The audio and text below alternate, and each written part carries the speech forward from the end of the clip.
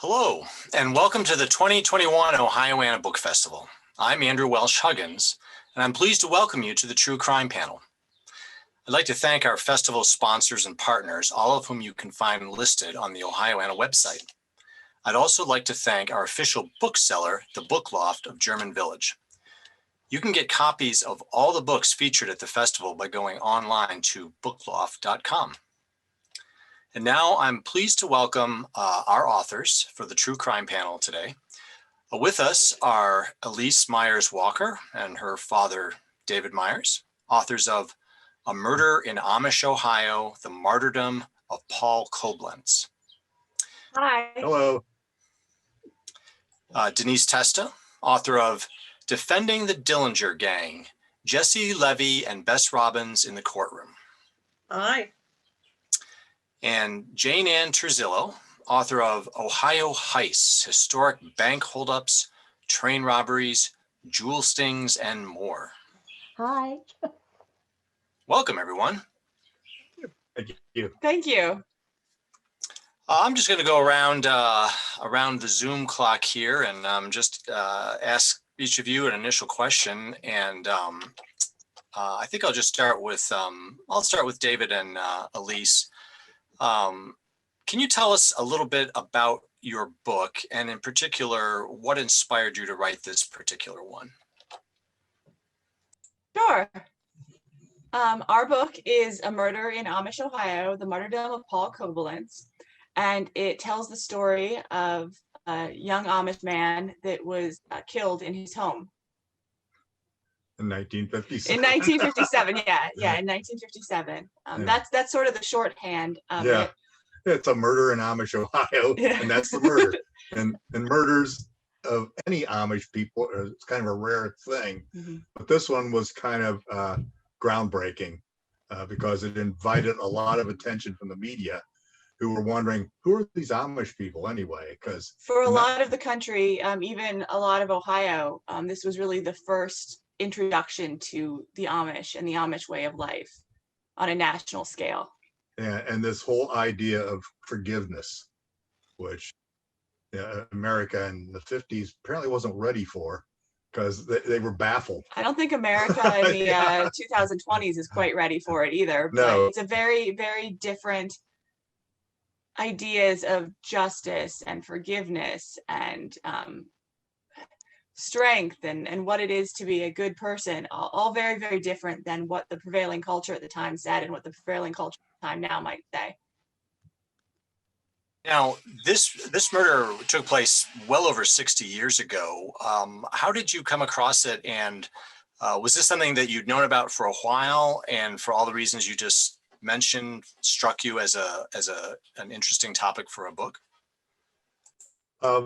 Yes, I can say I've known about it since it occurred, because I'm old enough to remember that. And we worked on a book together. One of our first books together was called Central Ohio's Historic Prisons, and it was an Arcadia book, which is a sister imprint of the History Press. And in that, we showed a couple of photos related to that murder. And when we went to the Buckeye Book Festival in Worcester that year, we were amazed because all these Amish people were coming up and looking at our book. And they turned to that page to see the pictures of the Amish people who were involved.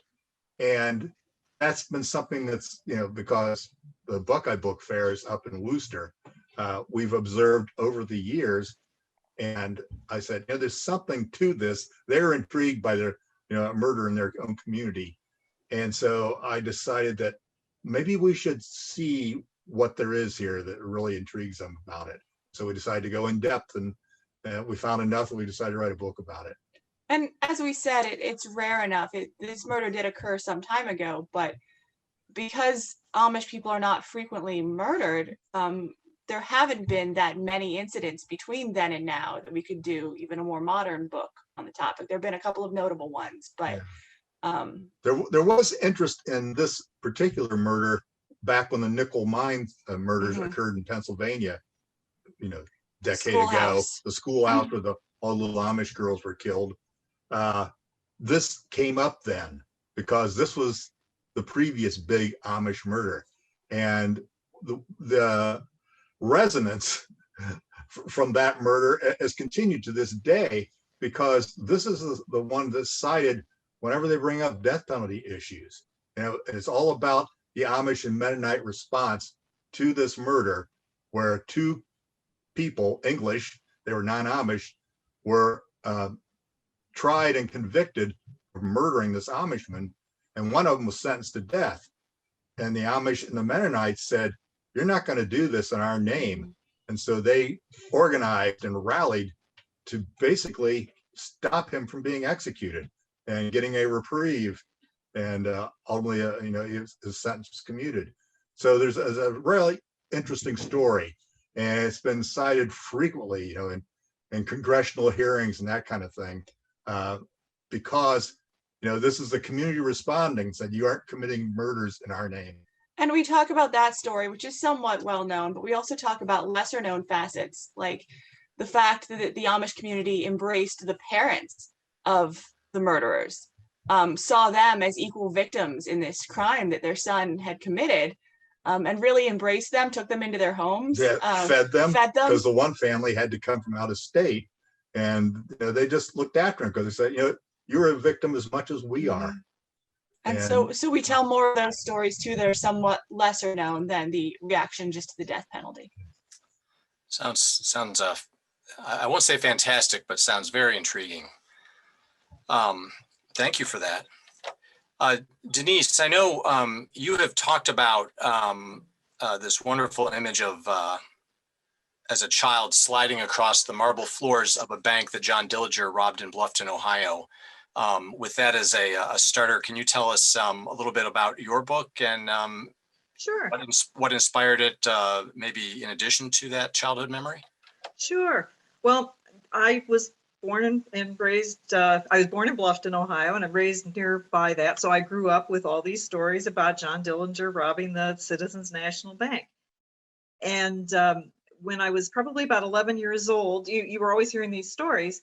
My grandma, they were talking about Dillinger, and my grandmother mentioned that she had met one of the other members of the Dillinger gang, handsome Harry Pierpont. And to my 11-year-old ears, this was a great story that she told. So I always kind of kept it with me. And over the years, I kept trying to write a book about the John Dillinger, the Dillinger gang, some of these fellows that were involved. And I couldn't really come up with anything. And finally, a few years ago, I discovered that there were two women attorneys, Jessie Levy and Bess Robbins, who ended up representing 6 members of the John Dillinger gang. And I said, this is a great story, because in the 1930s, in the Depression era, when women were practicing law, they were often kind of held in the same low regard as the clients they served. They weren't really taken seriously. So I thought this was a great story. And once I got into it, it got even better, because what happened was one of the attorneys, Jessie Levy, actually came to Lima, Ohio, and represented Harry Pierpont, Charles Makeley, and Russell Clark in 3 back-to-back murder trials. And they're wonderful stories. In your book, what was the reaction of the defendants to being represented by women? Again, especially as you know, this is the 1930s, and Yeah. Clearly an unusual circumstance for them. Well, what had happened was Jessie Levy actually had a earlier relationship, if you will, with Harry Pierpont. I think it was in 1925. She had her first criminal trial. Now, let me kind of roll back here a little bit. Both of these women, but especially Jessie, was actually a suffragette. So when she started out in law, she was going to do all these women's issues. And she found out pretty early on that wasn't what paid the bills. So in 1925, she represented a gentleman by the name of Earl the Kid Northern for bank robbery. And the leader of that particular bank robbing gang was Harry Pierpont. She brought Harry Pierpont in as a witness and did a good enough job with Earl the Kid Northern that Harry Pierpont remembered that. So when they lost all their other attorneys in Lima who had signed on to represent them, the attorneys dropped out probably about a day or two after John Dillinger escaped from Crown Point Jail after carving a wooden gun. They recruited Jessie. So she came to Lima and basically did 3 murder trials back to back. One week it would be one person, and the next week, and then the next week. And nowadays, I mean, that's just, even then it was unbelievable, but even nowadays it's incredible. Fantastic. Well, thank you for sharing that. Sounds wonderful. Jane, you've continued your streak of letting people know about all the, I guess, darker corners of Ohio. And this one sounds particularly interesting. Now, you obviously have written a number of books along this vein, but can you tell us what got you interested in this idea of heists in particular? Gonna unmute myself. I don't know. Maybe I just have a sick mind. I don't know. I think, movies that I've watched and I don't know, the planning that goes into a heist and things like that. And so I just when I would see something like that interested me, I maybe cut it out of the newspaper, and I have what I call my hanging file from my newspaper days. You understand that. And so, or I'd find something online or a book or something like that, and I'd read it. And so I just stuff it all in one file. And finally I had enough that I thought I could do a book. Were there any themes that you noticed? Your heists cross a fair number of decades. Yes. You have some much older ones, and then you actually have a very famous one that happened at my alma mater, Kenyon College, although that was a long time after I was there. But did you identify any themes of these culprits as you researched this? I wouldn't say that I identified any themes.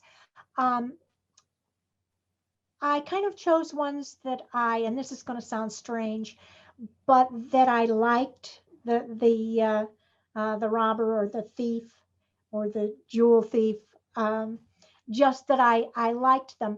When I say the jewel thief, I think maybe he is what drew me into capturing these stories. And I remember it was one New Year's Day, and I was taking the tree down and everything, and I had the television on, and there was a story about a jewel thief, Bill Mason, and all his crimes were out of the statute of limitations. He had already done time for the ones that he was caught for, but the others were out of the statute of limitations. And so he just really kind of fascinated me. He was very charming and very good looking, and he had done crimes here in Cleveland, Ohio, as well as in Florida. Well, when I was younger, we used to go to Florida. My family would go to Florida, and there were newspaper articles about this, about a couple of jewel thieves that would go into the condos and steal millions of dollars worth of jewels, and he was one of them. And so I had to get his book, and I read it, and I think that's probably what started me down this road of heists and robberies. Okay, you heard it here first. That's how Jane Turzillo entered her life of crime. If Jane's sick, we're all in trouble. Like I don't think any of us have a good excuse. I wanted to ask about research, and I think I'm just going to go backwards. So I'll just start with you again, Jane. Can you talk about how you researched this particular book, and maybe your research techniques in general, and particularly given that a number of your cases are pretty old, what challenges did you face as you prepared the book? Each person, each case, no matter what I'm working on, is different. But I usually start out, like I say, I start out with my hanging file, what's interesting to me. But I start out, and I'm sure that the rest of you know about the genealogy bank and newspapers.com in the old newspapers. And I get what I can get out of that. that always leads me to somebody else or someplace else. This, while I was writing this book, was kind of a challenge because, we couldn't go to the libraries, and so I had to make a number of phone calls, and thank goodness some of the libraries, were open, or some of the librarians were online, so that I could get material. But I did, the FBI vault. I talked to the U.S. Marshals here in Cleveland, including the one U.S. Marshal that is kind of elderly now. He's in his 80s, and he did one of the cases on the Ted Conrad that walked out of a bank with $215,000 and has never been seen since. Ordinarily, what I would do is I would go to the places that, that the cases were done, so that I could get an idea of what it looked like. And, but I would try to get police files, court records. Like I say, any case is different, because it depends upon, what there is there. Very interesting. Denise, how about you? You're looking at trials from the 1930s. I'm going to guess a lot of the actual characters probably weren't around. How did you research your book, and what challenges did you face? Well, I was lucky because both ladies like to write, so there were a few newspaper articles that they had written, and they gave interviews and things like that. And so I had that kind of to work off of. And then one of the members of the Dillinger gang, Charlie Makeley, actually had a mother-in-law who was extra chatty. So she had given some information in some of the old newspapers too, that kind of helped you connect the dots. Probably the other thing that it's kind of a little anecdote was about 2 weeks before I was ready to go to the book was ready to go to the publishers, we discovered a letter, or a series of letters, in one of the prison packets at the Indiana State Penitentiary. And one of the things, the premise of my book was one of the three of the Dillinger gang members, Charlie Makeley, had actually been wrongfully convicted for murder. And that helped kind of back it up. And I was really lucky because the research person at the Indiana State Archives happened to dig those letters up, and it showed that kind of the backroom finagling that had went on, and the attorney was Bess Robbins that had handled that.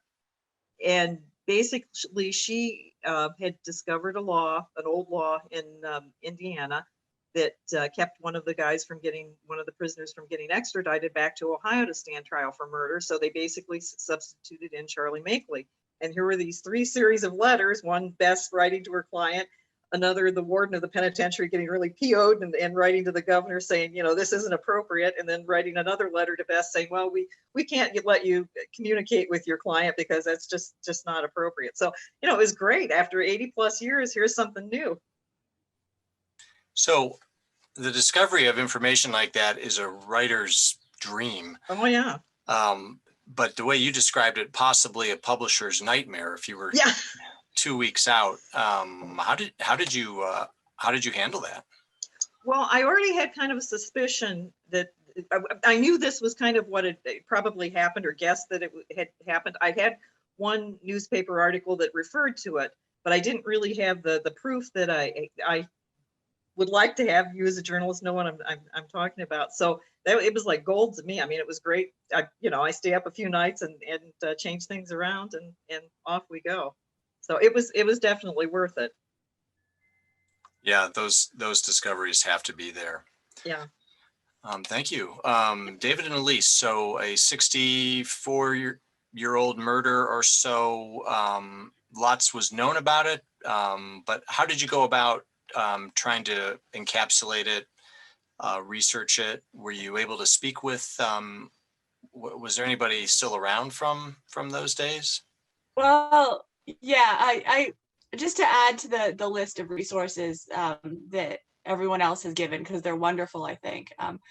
Anybody who follows us on any kind of social media knows I spend a lot of time in cemeteries, both in reality and virtually. And luckily, cemetery visiting has been a thing that I've been able to keep up throughout this time. It's usually very socially distanced. If you run into any other living people, it's one or two, and they're usually on the other side. So that's been really nice, because once I have a name and some dates, I can usually go to the other resources, the newspapers, the court records, all of that stuff, and start to find things. But you specifically asked if anybody else was around, and yeah, Dad was lucky enough to speak with somebody intimately involved with the crime. Yeah, through the process of doing our writing, we become friends with a couple of private investigators. And I knew that one of the surviving convicted murders was still alive, and they enabled me to find him, and he was responsive. And so I conducted several interviews with him, and which was good because neither he nor the other, his co-defendant, testified in court. Their lawyers didn't have them testify. So you never got to hear them speak per se. They both written several confessions, but finding that was a challenge. I went to, this was in Millersburg. So I went to the county courthouse, and we were able to find the transcript for the first murder trial for the co-defendant, which was good because it also had all the evidence and everything with it, photographs and all that. The second one doesn't appear to exist. And we found in the course of using newspaper, archives, that reporters weren't necessarily very accurate. And I discussed this with a friend of mine who was a court reporter for quite a while. He said, well, that's because you usually went in the mornings, checked in what was going on, then you come back at the end of the day. You didn't stay there all day because you had other assignments you were doing. And so you try to catch up. And so we found, comparing the transcript with what was being published, that there was some misinformation that cropped up into these stories. But we didn't have the second transcript, and we didn't even have microfilm of a primary newspaper source. But fortunately, I got in touch with the Historical Society, and they had a file in Millersburg. This company decided to turn this old building into a brew house, and they found the bound volumes of the local newspaper, the Hub, up in the attic, and so they turned them over to the Historical Society. Those hadn't been microfilmed, and they had put together clipping files then at the Historical Society. So I was able to find things like the missing confession for the murderer, the one that I was talking to. And so pieces that we needed kept falling into place. We reached out to the family of the victim, and they were not interested, as I expected to be, but I just needed to check anyway. And so they wouldn't talk to us, but it doesn't mean they hadn't talked to anybody. And so along the way, I stumbled across things that were written by people that had talked to them, other Amish people. And Amish people, they've got this, people say, well, they don't like photographs. Well, they don't like to be photographed themselves, but they do like photographs of other Amish people. So they're interested in what other Amish people are doing. And I also stumbled upon a genre of literature I didn't know existed. And what it is, it's mostly women, Amish mothers, who are writing about grief. And they're writing about the death of, their loved ones, children that were killed in buggy accidents, husbands that were killed in farm accidents. A lot of tragedy occurs in Amish families like this. In fact, they have a yearly reunion of people who have suffered grief, and they get together, usually in Ohio, just to help each other. It's kind of their support network. But anyhow, these books in which they chronicle their grief, several of them actually mention the murder that we were looking at. And one of them is because the widow of the victim went out and reached out to other Amish women who were experiencing grief and went to talk to them. And so there's accounts of that, what she had to say. So these pieces just come from all different directions. And fortunately, we were able to fill all the, the major holes that we were discovering as we were going along, trying to piece this together. As historians, we're so beholden to what other people have written, what was written at the time, what's been written since. I often say if it isn't written down, it didn't happen, because we can speculate, but we like to have, some hard evidence, at least somebody at the time saying this is what occurred, before we say that we believe But something. that being said, try to test whatever it is. Oh yeah, no, we found so much that is clearly wrong.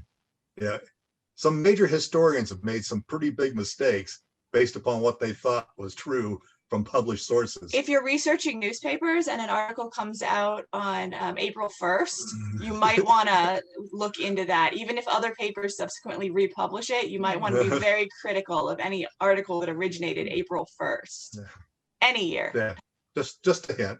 Yeah, that's a good point. Let me, you've all touched on this a little bit. I wondered, starting with David and Elise again, I'm just curious how much has changed in your writing career in terms of using the internet. I'm curious how much more is out there available for you to see online now than it was when you first started out. I'd be interested in hearing from everybody on that question. Well, let me speak first on that. Yeah. Because I'm retired now, and I wasn't when we were starting. And because of COVID, as has already been mentioned, we were really restricted in going out researching things. Since a year ago, I turned this manuscript in May of last year to be published. Since then, I've basically completed 4 other books, and most of it's been done largely on internet. But it's not to say this is starting from scratch, because I'm always working on 6 or 8 projects at the same time, and I have a lot of those hanging files, for different book projects. But you can find an amazing amount of stuff out there through using the internet and through emailing people and through using the telephone to get the information that you can't go out and physically put your fingers on. So it's been an immense help. I can't imagine writing, especially not being as prolific as we've turned out to be, in writing the way you did in the past. Yeah, but by that same token, I think it's really a double-edged sword. There's a lot more junk out there. There's a lot more junk being republished. Completely separate from our book, I was just reading something the other night, and they claimed that there was this hotel in DC that had a whole block walled off, and they were saying it's because of ghosts. Well, anytime something is because of ghosts, I go, okay, what's really happening here? Because of ghosts is never a good enough answer for me. So I look into it, and they're saying, well, there was this financier and his family was there, and first his maid died in a strange tragic way, and then his daughter died in a strange tragic way, and then his wife died in a strange tragic way, all in the hotel. Well, the maid, even though they have a name on her, it's too common, and she was a maid. However, the financier was a multi-millionaire. His daughter not only didn't die there, but she went on, she lived into her 60s and died out of the country after marrying twice. She was in no way connected to this hotel with her death. Took me about 10 minutes to find that, but I'm a researcher, and I went through 7 other accounts of how she died tragically at this hotel. But again, she was a wealthy, well-known woman. She has art of hers is in various collections. She was not difficult to find at all. I think there's just so much more junk you have to wade through now. People hearing something, reposting it. We're psychotic about, citing our sources. A lot of people on the internet are not as I'd be surprised if any of the writers here today don't live in fear of actually making a mistake like that, in what you write. You don't want to find out, a week after it comes out that, oops, I got that wrong. Oh, we've had multiple accounts throughout our books where people were said to have died, only we found them alive and well 20, 40, 60 years later. Either they were in prison or they showed up in a census, and it's clearly them. Like, we're not mistaking them for somebody else. So it's really about finding the best primary sources, even on the internet. It's really about being super critical of anything that's not a primary source. They might have a nugget of something there, but you know, there's good records and there's bad records. We've had 2 occasions when a photograph was published. Mm. People have come up to us afterwards and said, that's not who you, actually 3 occasions, said that's not who you say it is. And it's, how do you know? So, well, because that's my brother, and, you know, and these other 2 people are who you say it is. And these are photos that we got from newspaper files, you know, and that's the way they were labeled. So errors are made, and it was probably wrong at that time, and we just repeated the error. But we don't want to be those people if we can avoid it. And the internet is very good at repeating that error. Yeah. Yeah. Thank you. Interesting. Denise, same thing. How much work did you do on the internet, and you know, has that changed from past research you might have done? When I started out with this was a long time ago, so a lot of my say newspapers that I was researching, I was doing off of like microfiche, and there's still a lot of them that aren't scanned onto the internet. You know, again, like I said, I was going with court documents and other things as well, so I wasn't just totally beholden to newspapers.com.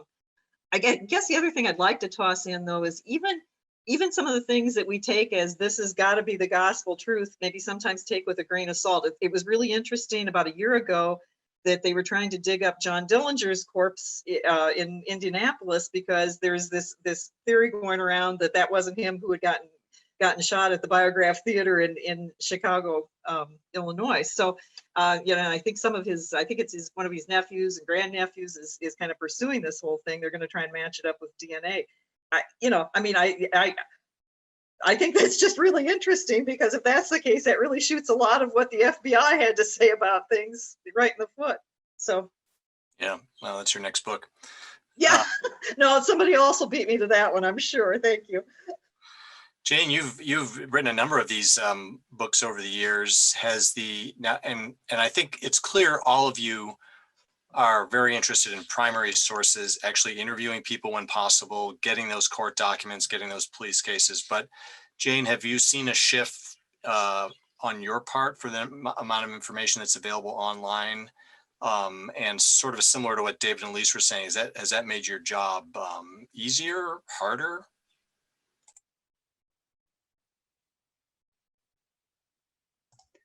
You're muted, Jane. Thank you. When I started out, my first book was published in 2001, and the second one was in 2003. So that was before, well, you know, before a lot of stuff was on the internet. So I went to the libraries, and I went to, you know, microfiche and microfilm, and to historical societies, and so on. And as I have researched, then there was quite a length of time that I did just freelancing work until my next book was published in 2011, I think. But in that time, a lot of stuff has come online, and you know, Elise is she's right on when she says you got to be careful of what you get offline, and even from those old newspapers, spellings of names and things, and from books, even from books. The book that I'm doing now, there's one gentleman's name in this book that I'm reading now that is spelled one way, but I find it spelled a different way in newspapers. So, you know, I have to go to the city directories to look up the name, see how it's spelled there, go to Ancestry to see how it's spelled, to make sure that that's the same person.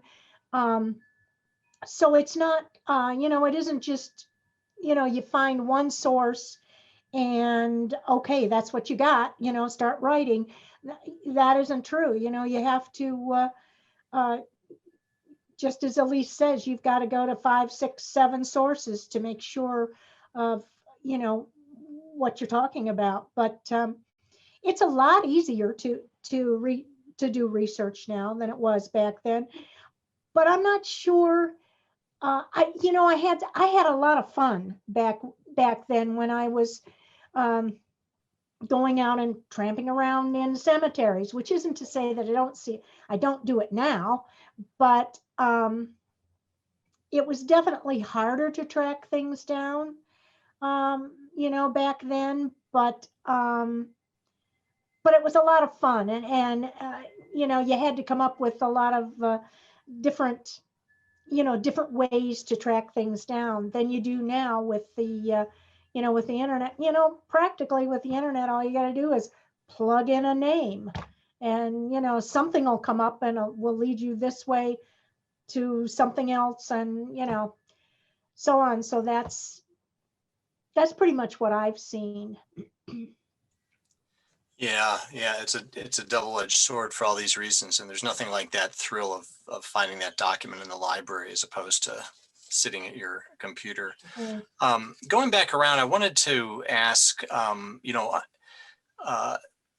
nonfiction involves obviously keeping track of what you have. You've all done a lot of research for these books, and I would be interested in hearing from you all about basically how do you track the information you have? I mean, it's great to have a document, but if you don't know where it is in your system, it doesn't do you any good. And I'll make this a sort of two-part question. As you track your information, and then once you start writing, how do you figure out what makes the cut? You have all this information, but I'm guessing not every single detail can go in. So Jane, starting with you, all the immense amount of details you're gathering, how do you keep track of that so you actually know where it is? Gee, I wish I had a good system. My system is just one folder for each crime or person or whatever, and then I keep it in chronological order. That's an actual paper folder. Yes. Mm-hmm. Yeah. Because then I can, as I'm writing, and I write partially by hand and partially on the computer, and I'll say to myself, oh, what date was that, or who was that, so then I can go back through the paper and have it actually there, with which isn't to say that there isn't a whole bunch of notes on it, on that particular piece of paper. And of course, I always I keep a sheet telling me where I got each piece of paper. Each from what I got from each book.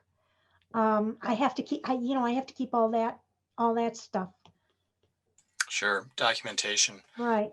And real briefly, do you have at what point do you say, wow, that's a great detail, but it's not making the cut? I guess if there's enough information about that detail and that detail is interesting, then it makes it. And if it fits in, then it makes it. But if it's, if there isn't enough about it or it's not that interesting, then, probably not. Yeah. Denise, a lot of moving parts in your book. Did you have a process for keeping track of the information and then, deciding what was going to get in the book and what wasn't, what was going to stay out? Gotcha. I think, at least for me, for my writing, it's about the story. So there are certain details that, got left out because, they were great little details, but they really kind of detracted from what the story was. I generally work, as far as my filing system, I have paper files and I have computer files, and a lot of times I'll have redundancies. So if I'm talking, I may have a file on a particular person, and then I may have a file on a particular like bank robbery or something like that, and I'll have copies of some of that information in both those files just so I don't lose it. Have you ever reached a point where you remember something, but you can't find it. Have to like, I know I had this, but holy cow, I don't know where it is. Yeah, that's actually one of the reasons why I do a lot of like cross-referencing, so I definitely have redundancies built in. So not too much. I mean, I'll maybe look around for a few minutes, but nothing where it's like, oh my gosh, after a day's time. And David and Elise, same question. A number of books that you've done, how do you track the information that you have and know where it is? And then what's your process for when you empty your notebook and when you hold things back? Well, I think the first thing to know about us is we write long, and there isn't a book that we've written that we hadn't had to cut half of it. The contract calls for 55,000 words.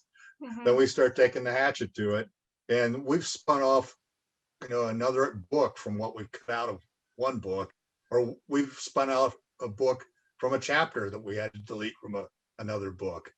I'm curious, before you go on, could you just share very briefly what, with a dual author situation, what is your process? Do you share chapters back and forth? Do you each write a scene? How do you do that? It varies depending on the book and the topic, and our various, whoever's more interested in what, when. A lot of times, recently, since he is retired and I have a full-time job and a 4-year-old, a lot of times he's been doing the primary writing and I've been doing a lot of the heavy editing. But in the past, we've split up chapters before. We have had additional co-authors before, and we've worked the system that way as well. Yeah, we've had subject matter experts that we've used on other books. We've had up to 2 other co-authors. But I used to work primarily from paper files. Well, I don't have enough room for paper files anymore. My whole house looks like a filing cabinet. So I've, just store things on the computer, and I create this one long document that's basically everything I find in chronological order. And so I will completely type over an article into this document, with all the references and everything, or I may just cut and paste one in there. Depends on how much time I've got. And then I'll just start working through it and start moving things around. And I save, multiple drafts because I know I'm going to cut something that I want to find again. And so I'll just go back a month or whatever and look in that document for it. I like working on the computer because you can find anything that's there if you have some idea of what it looked like at one time, what language you may have used, a phrase. The computer will find it for you. It just takes a long time because I got so many files. I'm in the habit of making a spreadsheet out of literally anything that can be a spreadsheet. So, we were working on a project recently, and it involved trying to identify a bunch of people based on information that exists out there about them. And so I took the people's names, and then I had a column for a date if I found it. I had a column for a location if I had one in the primary source. I had a comments section. I had, as I always do, if I could find their grave, I had a link to where their grave was. And I've done that before with Ohio counties and things that have happened. I'll do a spreadsheet. Again, anything with a person, a date, a place, any of that. Yeah. If I can format it in a spreadsheet, that helps my thinking a lot. I rely upon Elise quite a bit for continuity, to remove redundancies, because I find that I may repeat something several times just because I want to make sure it's in the book. And once you get deep into something, it's hard for you to remember, did I think that or did I write it? So then I tend to write it again.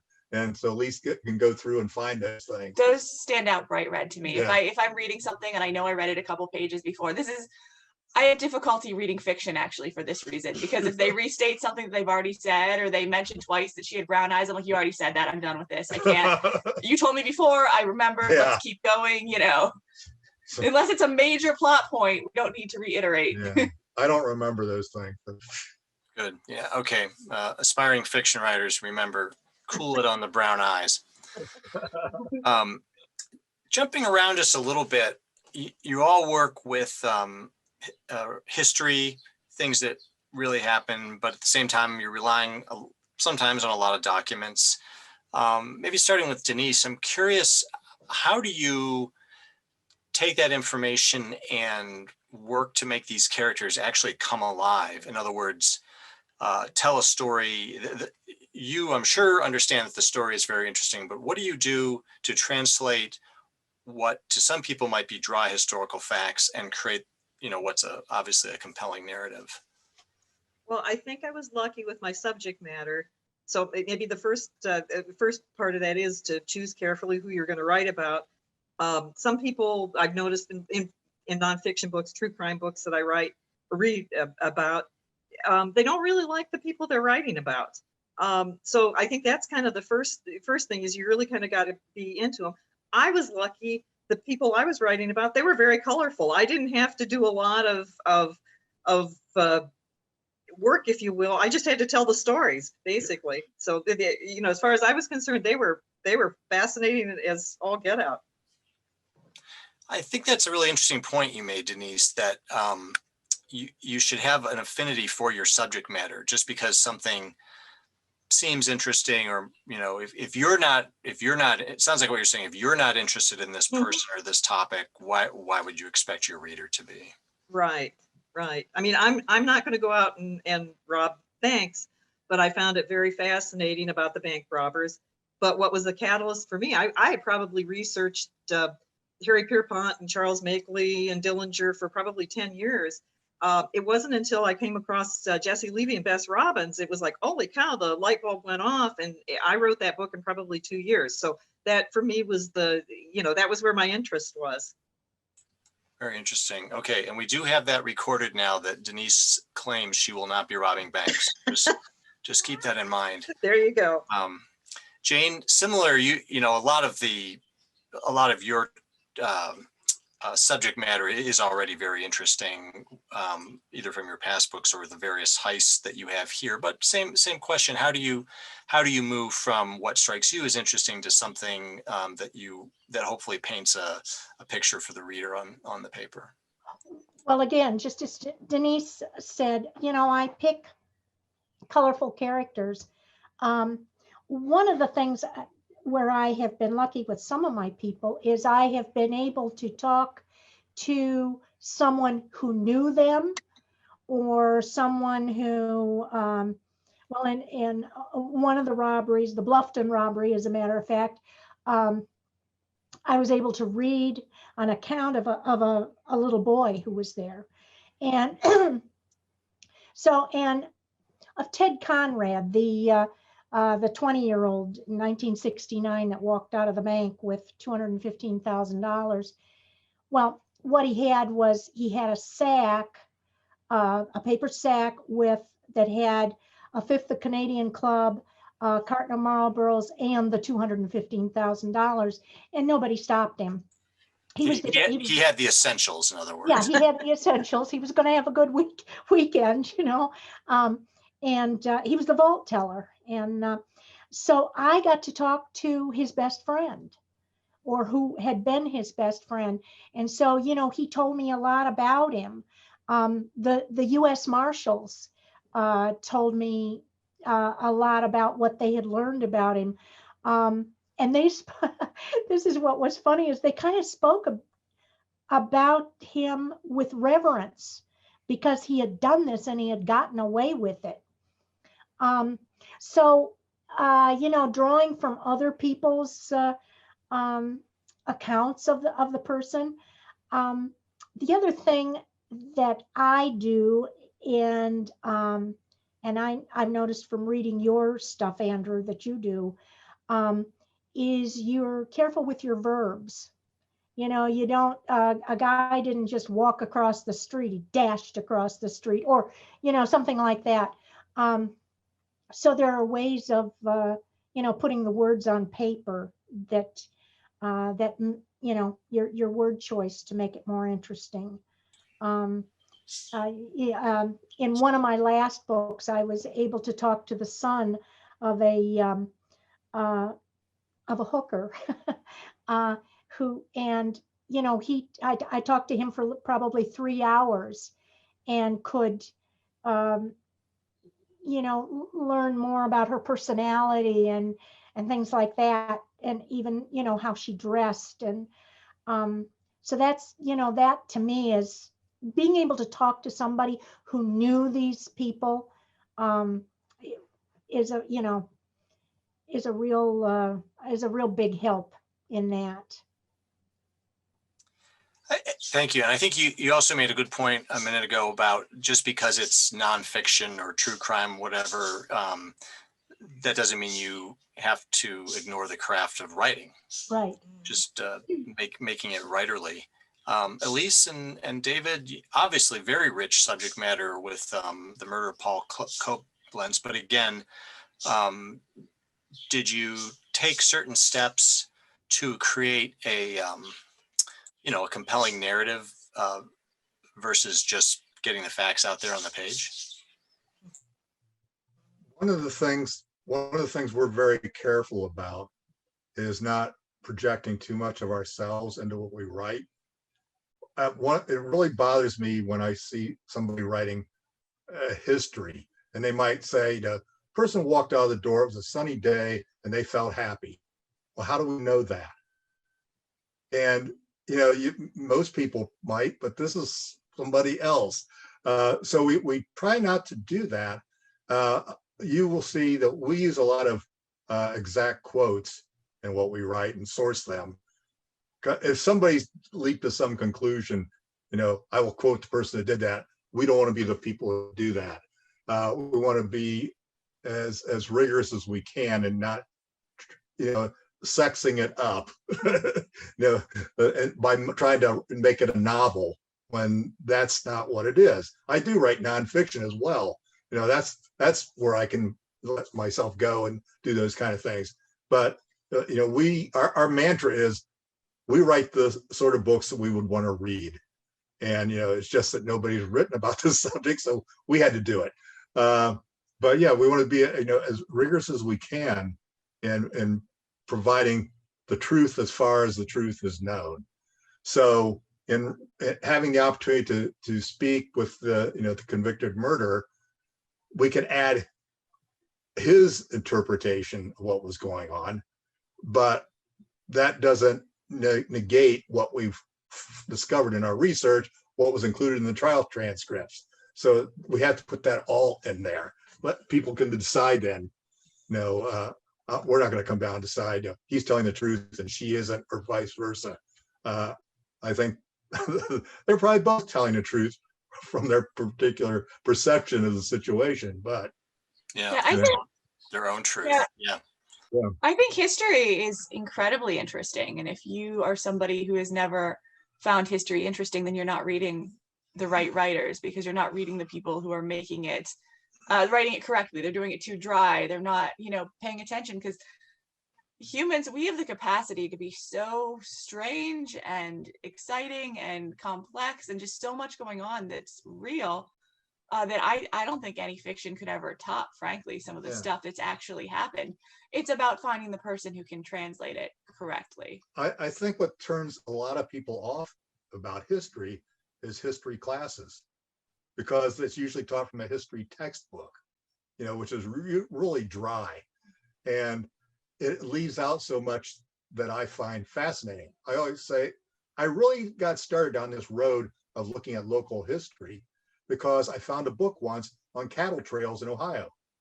And it just blew my mind to think that Ohio was once the Wild West. It was the Wild Midwest, because that's where the frontier began. And there were big cattle farms here. And they had to had cattle drives to get to Pittsburgh to put the cattle, you know, on the train to take them east. And to think, you know, it was like Dodge City here, but it was Springfield, or it was London, you know. And so that just opened my eyes to the history that's underfoot here that, you know, you wouldn't have found if you were just confining yourself to a textbook. We use a lot of footnotes because context is everything. And this is another way that we work very well together, is my father and I have similar but divergent interests. We talk about the Lizzie Borden murder case, the Andrew Borden murder case that Lizzie Borden was tried for. In reading about that, the thing that my father finds the most interesting is that they had a piece of meat, what kind of mutton? You had a piece of mutton on their table that they were all eating off of For several days. Just the mutton, and they're all, it's like walk by, grab a snack, grab a hunk of mutton as you're walking by, just out unrefrigerated. And they were all sick. He finds that the most interesting. What really stood out to me was in reading the transcripts, they're talking about the maid, Lizzie. Lizzie wasn't the name of the maid. Lizzie was what you called your Irish maid. Maggie. Maggie. Well, she was, yeah. I don't recall her actual name. Maggie. It was Maggie. And they kept, and it was Lizzie Borden, sorry. Lizzie Borden, and Lizzie would say, yeah, Maggie did this and Maggie did that. And I'm reading about it. And I'm going, okay, Maggie. Her name wasn't even close to Maggie. Maggie was just the Irish maid. What you called your Irish maid. It was, that's Jeeves over there is basically what she was saying, which is a detail that I had never seen pointed out, and I think speaks so much to the class system in place at the time. It speaks about immigration. I mean, there's a lot in that one semi-derogatory, I think, word that never comes out in other stuff. And so we're able to find those details and are like, okay, here's something. It's not anything that we would do now today. That's really interesting, speaks to the bigger picture. Nobody would be eating, raw or, decaying meat all day long, hopefully now either, and thinking that's just a normal thing to do. But that's the great thing about true crime is it creates this window into a different era. And you have no privacy if you're the victim of a crime. Everything is out there. So we can peer through this window to see what life was actually like at the time it occurred. Yeah. Fascinating. And thanks to you two, I will never think about the Lizzie Borden story the same again. Well, that's our goal, really. As we're starting to wrap up a little bit, I just wanted to maybe keying off what David just said about true crime. I was wondering, starting with David and Elise, we'll just go around. We're kind of in a true crime golden area right now, whether it's books, podcasts, particularly, obviously television shows. I'm just curious why you think people are so interested in true crime now. Do you think it's a new development, or are we just seeing an explosion in content for some reason? I mean, I don't find it to be that new, in that I remember being 12 and looking at the pictures of Jack the Ripper victims in books that had been his books previously. So for our family, it's not a new interest by any means. Again, and those pictures were taken from newspapers in the 1880s, 1890s, when those crimes were being committed, when there was tremendous interest in that kind of thing. And then being republished, all these years since. So I think the interest has always been there. I think the internet, again, in a number of ways, has made it easier for people with what they thought were strange interests to find each other and speak up more and really form that community. And so now you have a bunch of people who thought, oh, I'm the weirdo reading this book in my room at night. You find out, no, we're actually all the weirdos out here. There's a natural human interest in the darker side of things. I think anybody who says they're not interested at all is kind of hiding. We're very removed from a lot of horrible stuff in our modern life. We're much farther from death than our Victorian ancestors ever would have been, or any of our ancestors really, in this country particularly.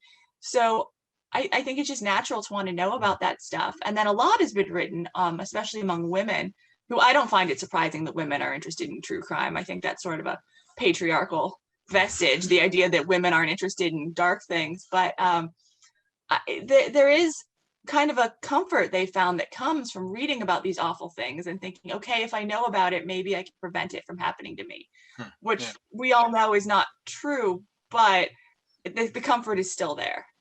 All right.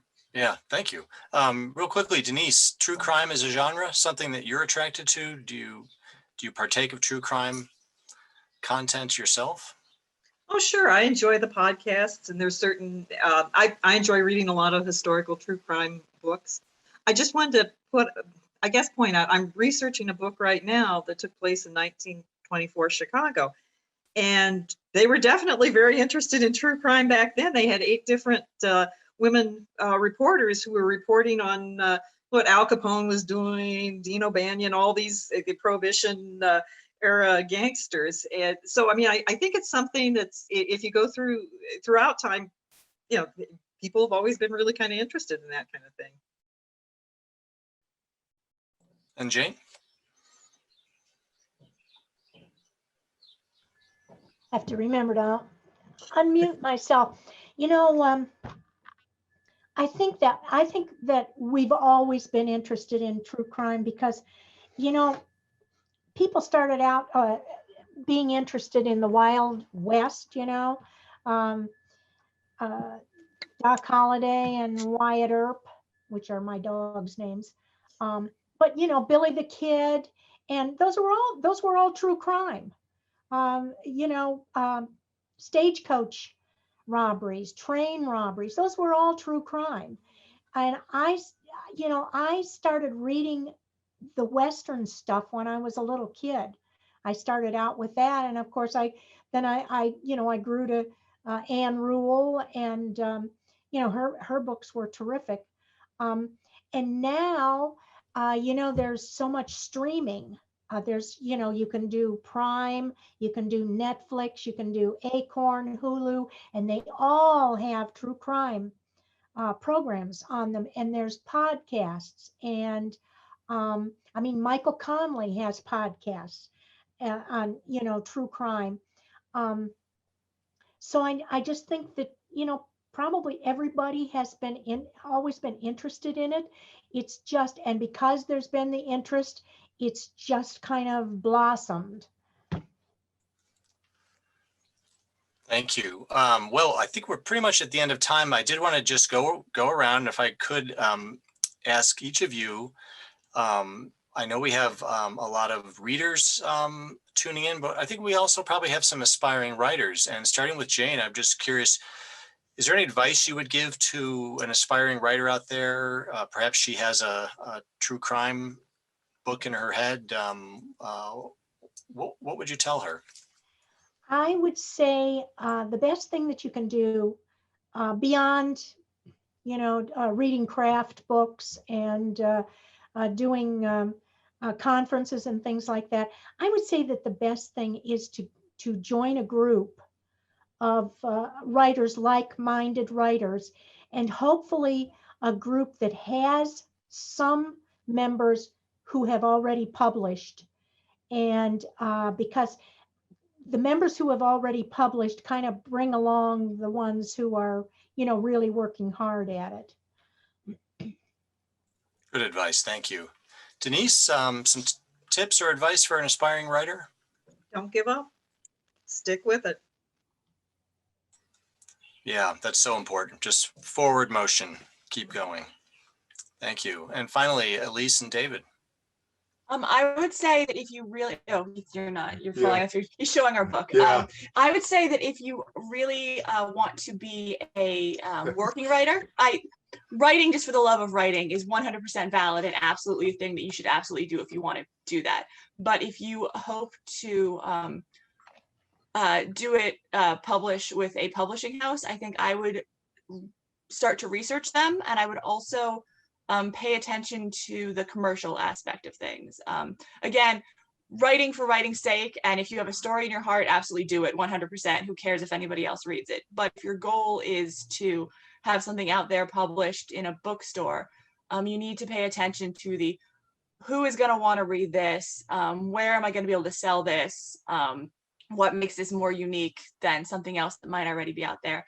The sort of icky businessy stuff of it is something that you do have to look into if you want to, again, sell it in a bookstore level. Yeah, I've worked with 5 publishers, and the first thing they always ask you is, who's your market? How are you going to reach them? You know, it's that kind of thing. So you got to have that in mind if you expect to sell. We're just happy that they still want to publish another book. That's our goal. Yeah. Yeah, And if you don't care about selling, then our advice is just to write. Just do it. Yeah, both really good pieces of advice, just right, but also I think very important to focus on the business side. Figure it out. Yeah, there's lots of resources for that. Well, what a fantastic discussion. Thanks to everyone. And really, really interesting insights. So I'd like to, thank our panelists once again. And this would be a good time to show your book if you have it. Elise Meyers Walker and David Meyers, author of Murder in Amish, Ohio. Yeah, The Martyrdom of It's Paul. behind us. yeah, it looks like that. It's blending into our background. We are also on the internet, social media, Facebook, Twitter, Instagram, YouTube, at Exploding Stove. Our website is www.explodingstove.com. Wonderful, thank you. And thanks to you, Denise Testa, author of Defending the Dillinger Gang, Jesse Levy and Bess Robbins in the Courtroom. And last but not least, Jane Ann Turzillo, author of Ohio Heists, Historic Bank Holdups, Train Robberies, Jewel Stings, and more. A reminder that you can get copies of the books by our authors from the Book Loft of German Village by going to bookloft.com. Thanks again to our festival sponsors and partners, and thank you for joining us. Please check out the Ohioana website for all of this year's festival programming. Thanks again. Thank you, Andrew. Thank Thank you.